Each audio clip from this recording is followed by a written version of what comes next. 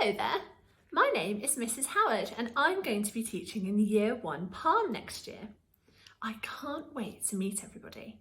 One of my favourite things to do is read stories, so I'm going to share a story with you today. Are you ready? This story is called The Everywhere Bear and it's by Julia Donaldson and Rebecca Cobb. With her blue pointy shoes and her hair in a bun, Mrs. McAllister teaches Class 1. That's Ollie and Holly and Josie and Jay, Leo and Theo and April and May, Billy and Lily and little Lee Woo, Daisy and Maisie and Matt, who is new. Hannah Hazala, Callum and Claire, Kevin and Bev and the Everywhere Bear.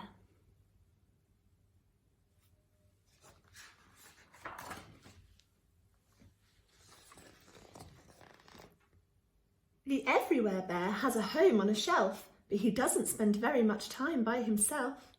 For each boy and girl in the class is a friend. And he goes home with one of them every weekend. On Mondays they carry him back to Class 1 and tell all the others the things that he's done. He has bus rides with April and horse rides with May. He eats burgers with Billy and jelly with Jay. One rainy Monday, the new boy called Matt was splashing to school when he spotted a cat. And when he bent over to give it a cuddle, the Everywhere Bear tumbled into a puddle. Just round the corner, a driver called Pete sat in a van painting stripes on the street. Oh no!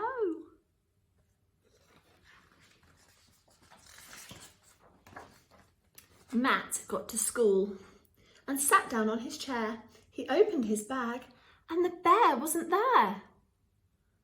Nobody knew that poor little fellow, just like the street, had been painted bright yellow. Nobody saw the river of rain whooshed him and whooshed him head first down the drain. And no one was there when the bear with the stripe, dirty and dizzy, splashed out of the pipe. The water was wild and the weather was wet when Jim, Jeff and Jonathan hauled in their net. Waves rocked the boat and a storm filled the air. None of them noticed the Everywhere Bear. Oh my goodness.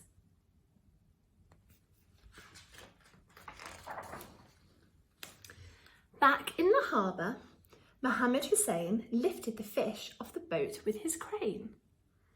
"Give me 2 boxes," said old Mrs. Bishop, and she cheerfully wheeled them away to her fish shop. Who's inside? She started unpacking, then muttered, "That's odd. There's a bear wrapped in seaweed between these 2 cod." Out of the fish shop and into a skip, into a lorry and off to the tip. "Aha!" squawked a seagull called Solomon Shriek. "I smell fish!" And he picked up the bear in his beak. They flew over treetops and over the town, and the bear saw his school when he dared to look down. Then Solomon perched on a roof of a shop. "This isn't a fish," and he let the bear drop. Then a very kind lady called Bethany Burke picked the bear up on her way into work. Each Friday morning, Class 1 pays a visit to one of their favourite places. Where is it? It's the library. Library!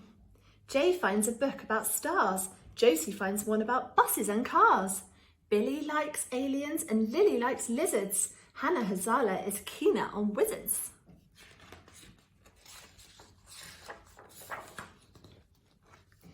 Finally, everyone's chosen a book.